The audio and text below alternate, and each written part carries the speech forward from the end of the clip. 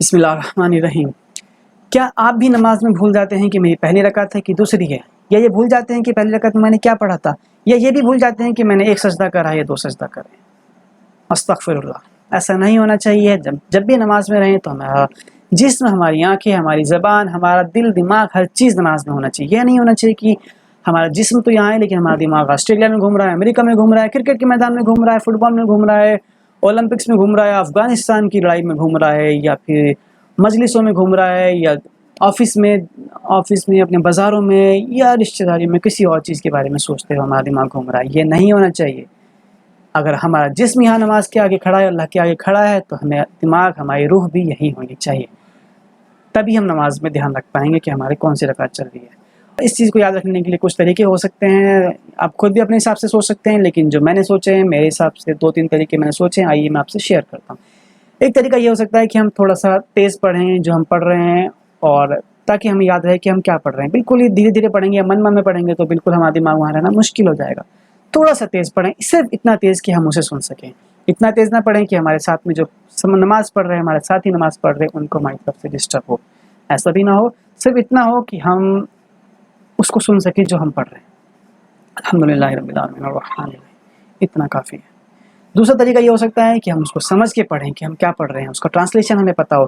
جیسے سورہ فاتحہ ہم پڑھ رہے ہیں تو ہمیں پتہ ہونا چاہیے کہ تمام تعریفیں اللہ کے لیے جو رحمان الرحیم ہے، الحمدللہ رب العالمین الرحمن الرحیم مالک یوم الدین، وہ مالک ہے اس بدلے کے دن کا۔ ایاک نعبد و ایاک نستعین، صرف تیری ہی عبادت کرتے ہیں، تو صحیح مدد چاہتے ہیں۔ اہدنا الصراط المستقیم، ہمیں سیدھے راستے کی ہدایت دیں۔ اس طریقے سے ہمیں پتہ ہوگا کہ ہم کیا پڑھ رہے ہیں، تو ہم بالکل ادھر ادھر ہمارا دماغ ڈسٹرب نہیں ہوگا، ہم دھیان رکھیں گے۔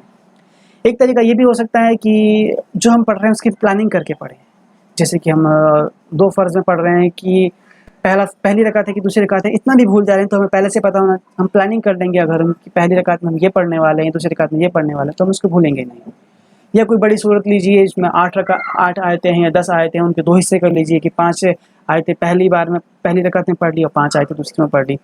تو اس سے کیا ہوگا کہ جب آپ پہلی بار میں 5 آیتیں پڑھ کے رکیں گے تو آپ کو یاد رہے گا، دھیان رہے گا کہ مجھے 6ٹھی آیت سے شروع کرنا ہے، اور تو آپ اسی کے بارے میں سوچیں گے، کچھ اور نہیں سوچ پائیں گے، تو آپ کا دماغ اس سے وہیں رہے گا اور کہیں اور نہیں جا پائے گا۔ مثال کے طور پر اذا زلزلت الارض زلزالہا پڑھ رہے ہیں تو آپ نے 5 اس میں 8 آیتیں ہیں، مان لیجیے آپ 4 یا 5 کے بعد ایک بریک لیتے ہیں۔ اذا زلزلت الارض زلزالہا واخرجت الارض اثقالہا وقال الانسان ما لہا یومئذ تحدث اخبارہا بان ربک اوحی لہا۔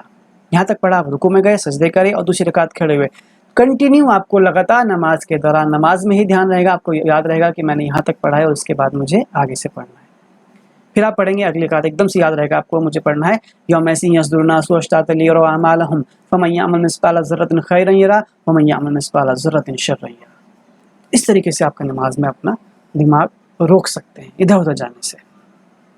پہلا طریقہ یہ ہو سکتا ہے کہ آپ تھوڑا سا تیز پڑھیں۔ دوسرا طریقہ یہ ہو سکتا ہے کہ آپ میننگ کو سمجھ کے پڑھیں، آپ کو میننگ پتہ ہونا چاہیے۔ تیسرا طریقہ یہ ہو سکتا ہے کہ آپ پلاننگ کر کے پڑھیں کہ مجھے پہلی رکعت میں کیا پڑھنا ہے، دوسری میں کیا پڑھنا ہے، تیسری میں کیا پڑھنا ہے، چوتھی میں کیا پڑھنا ہے۔